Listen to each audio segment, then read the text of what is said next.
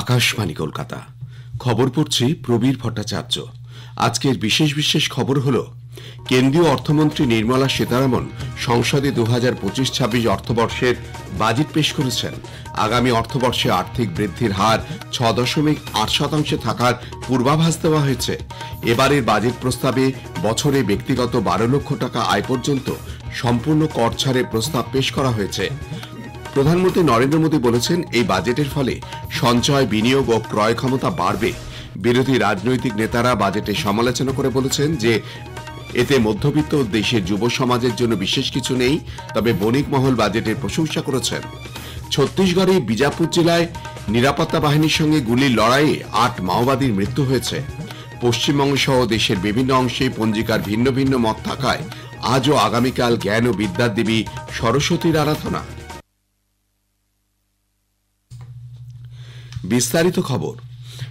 কেন্দ্রীয় অর্থমন্ত্রী নির্মলা সীতারামন গতকাল সংসদে 2025-26 অর্থবর্ষের জন্য কেন্দ্রীয় বাজেট পেশ করেছেন। এই বাজেটে 4.4% রাজস্ব ঘাটতির অনুমান করা হয়েছে।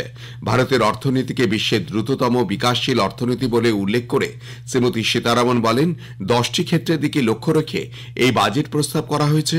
এছাড়া অর্থনৈতিক বৃদ্ধির হার 6.8% হওয়ার পূর্বাভাস দেওয়া হয়েছে। I present the budget for 25-26. This budget continues our government's efforts to A. Accelerate growth, B. Secure inclusive development, C. Invigorate private sector investments, D. Uplift household sentiments, and E.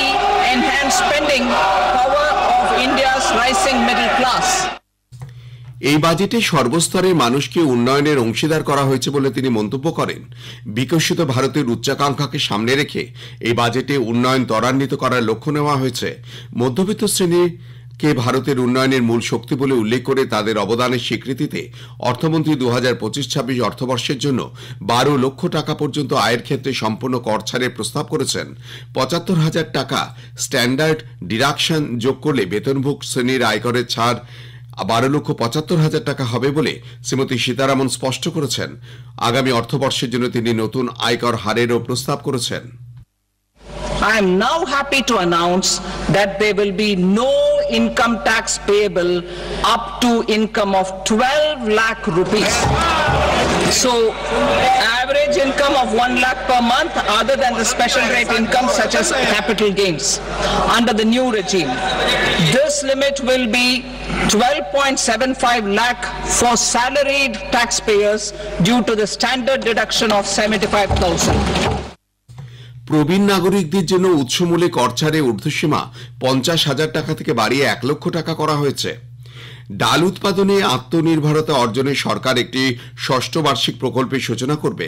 উৎপাদন এবং বিপণনের লক্ষ্যে মাখানা বোর্ড গঠনের কথাও অর্থমন্ত্রী ঘোষণা করেন। একই সঙ্গে উচ্চ ফলনশীল বীজের জন্য একটি জাতীয় মিশন সূচনা করা হবে বলে তিনি উল্লেখ করেন। দ্রুত উন্নয়নের লক্ষ্যে কৃষি, এমএসএমই, বিনিয়োগ এবং রপ্তানি ক্ষেত্রের উন্নয়ন জরুরি বলে অর্থমন্ত্রী মন্তব্য করেন।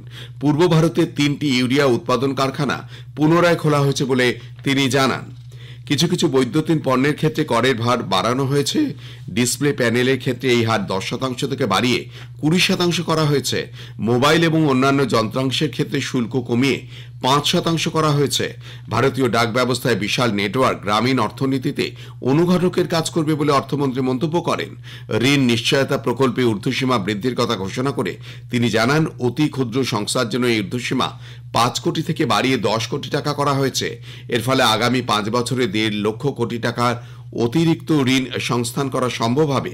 তপশিলি জাতি, উপজাতি, মহিলা এবং নতুন উদ্যোক্তাদের জন্য নতুন একটি প্রকল্প আনা হচ্ছে। এতে টার্ম লোনের পরিমাণ আগামী 5 বছরের জন্য 2 কোটি টাকা করা হয়েছে। জুতো এবং চামড়ার ক্ষেত্রে নির্দিষ্ট প্রকল্প বাস্তবায়িত করা হবে বলেও বাজেটে উল্লেখ করা হয়েছে। খেলনা উৎপাদনে ভারতকে একটি আন্তর্জাতিক হাব হিসেবে গড়ে তুলতে একটি প্রকল্প গড়ে তোলা হবে।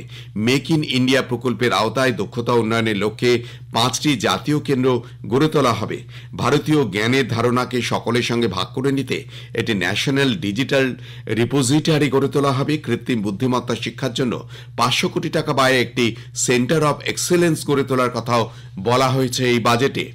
আগামী 3 বছরের মধ্যে দেশের সমস্ত জেলায় ডে কেয়ার কেন্দ্রগুলিতে ক্যান্সারের চিকিৎসার জন্য পরিকাঠামো গড়ে তোলা হবে। ক্যান্সার এবং বিরল রোগে আক্রান্ত রোগীদের স্বস্তি দিতে 36টি জীবনদায়ী ওষুধের ক্ষেত্রে শুল্ক সম্পূর্ণ ছাড় দেওয়া হয়েছে।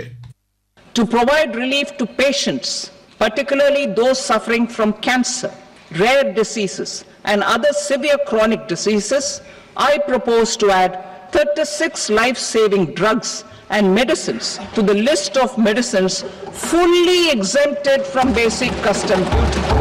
I also propose to add 6 life-saving medicines to the list attracting concessional custom duty of 5%.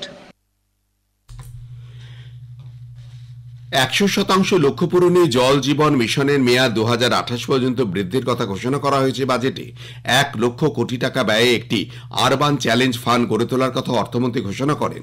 এছাড়াও 20,000 কোটি টাকা ব্যয়ে একটি স্মল মডিউলার নিউক্লিয়ার রিঅ্যাক্টর গঠনের কথাও ঘোষণা করা হয়েছে। বিকল্প শক্তির ব্যবহারের প্রচেষ্টায় 2047 সালের মধ্যে 100 গিগাওয়াট পারমাণবিক বিদ্যুৎ উৎপাদনের প্রয়োজন বলে অর্থমন্ত্রী মন্তব্য করেন। এই লক্ষ্যকে সামনে রেখে বেসরকারি ক্ষেত্রের সক্রিয় অংশগ্রহণ সুনিশ্চিত করতে অ্যাটমিক এনার্জি অ্যাক্ট এবং নিউক্লিয়ার ড্যামেজ অ্যাক্ট দুটিতে পরিবর্তনের কথা ভাবা হচ্ছে বলে তিনি জানান। বিমা ক্ষেত্রে প্রত্যক্ষ বিদেশি বিনিয়োগের ঊর্ধ্বসীমা 74% থেকে বাড়িয়ে 100% করার কথা ঘোষণা করেছেন অর্থমন্ত্রী। প্রধানমন্ত্রী নরেন্দ্র মোদী বলেছেন 2025-26 অর্থবর্ষের কেন্দ্রীয় বাজেট 144 কোটি ভারতবাসীর উচ্চাকাঙ্ক্ষা পূরণের জন্য সরকারের প্রতিশ্রুতির প্রতিফলন। বাজেট পরবর্তী এক বার্তায় প্রধানমন্ত্রী বলেন, ভারতের উন্নয়নের যাত্রায় এই বাজেট একটি গুরুত্বপূর্ণ মাইলফলক। তিনি এই বাজেটে প্রত্যেক ভারতবাসীর স্বপ্ন পূরণ করবে বলে মন্তব্য করেন। সঞ্চয়, বিনিয়োগ, ভোগ এবং দেশের आर्थिक वृद्धि कई गुण वृद्धि पावे बोले प्रधानमंत्री आशा व्यक्त करें। हमने कई सेक्टर्स युवाओं के लिए खोल दिए। सामान्य नागरिक विकसित भारत के मिशन को ड्राइव करने वाला है। ये बजट एक फोर्स मल्टीप्लायर है। ये बजट सेविंग्स को बढ़ाएगा, इन्वेस्टमेंट को बढ़ाएगा, कंजम्पशन को बढ़ाएगा और ग्रोथ को भी तेजी से बढ़ाएगा। বিরোধীরা এই বাজেটের সমালোচনা করে বলেছেন, এতে মধ্যবিত্ত এবং দেশের যুব সমাজের জন্য বিশেষ কিছু নেই। সংসদের বাইরে সাংবাদিকদের সঙ্গে কথাবার্তায় কংগ্রেস সাংসদ শশী থারুর বলেন, এই বাজেটে বেকারত্ব সহ যুব সমাজের অন্যান্য সমস্যা নিয়ে কোনো প্রস্তাব নেই। তৃণমূল কংগ্রেস সাংসদ অভিষেক বন্দ্যোপাধ্যায় বলেছেন, এই বাজেটে আসলে মধ্যবিত্তদের জন্য কিছু নেই। সরকার কেবল জনগণকে বিভ্রান্ত করার চেষ্টা করছে। ডিএমকে সাংসদ দয়ানিধি মারান বলেন, বিহারে আসন্ন ভোটের কথা মাথায় রেখে একগুচ্ছ প্রস্তাব করা হলেও দক্ষিণের রাজ্যগুলি অবহেলিতই থেকে গেছে। Confederation of Indian industry CII এর ব্যাংক দেউলিয়া সংক্রান্ত টাস্কফোর্সের চেয়ারম্যান শার্দুল শ্রফ বলেছেন, এই বাজেটের সবচেয়ে বড় বিষয় হল মধ্যবিত্ত শ্রেণীকে ব্যক্তিগত আয়কর থেকে সম্পূর্ণ মুক্তি দেওয়া। বোম্বে শেয়ার বাজারের সূচক সেন্সেক্স গতকাল সামান্য বেড়ে 77,506 পয়েন্টে বন্ধ হয়েছে। জাতীয় শেয়ার সূচক নিফটিও 26 পয়েন্ট পড়ে বাজার বন্ধের সময় 23,482 পয়েন্টে দাঁড়ায়। শুনছেন আকাশবাণী কলকাতা থেকে। আমাদের সংবাদ শোনা যাবে ইউটিউব চ্যানেল আকাশবাণী সংবাদ বাংলা, ফেসবুক ও ইনস্টাগ্রাম আকাশবাণী সংবাদ কলকাতা এবং এক্স হ্যান্ডেল এআইআর নিউজ কলকাতাতে। ছত্তিশগড়ের বিজাপুর জেলায় গতকাল নিরাপত্তা বাহিনীর সঙ্গে গুলির লড়াইয়ে 8 মাওবাদীর মৃত্যু হয়েছে। নিহত মাওবাদীদের দেহগুলি উদ্ধার হয়েছে। এই অভিযানে নিরাপত্তা বাহিনী বেশ কিছু INSAS rifle, barrel, grenade launcher উদ্ধার করেছে। পশ্চিমবঙ্গ সহ দেশের বিভিন্ন অংশে আজ ও আগামীকাল জ্ঞান ও বিদ্যার দেবী সরস্বতীর আরাধনা।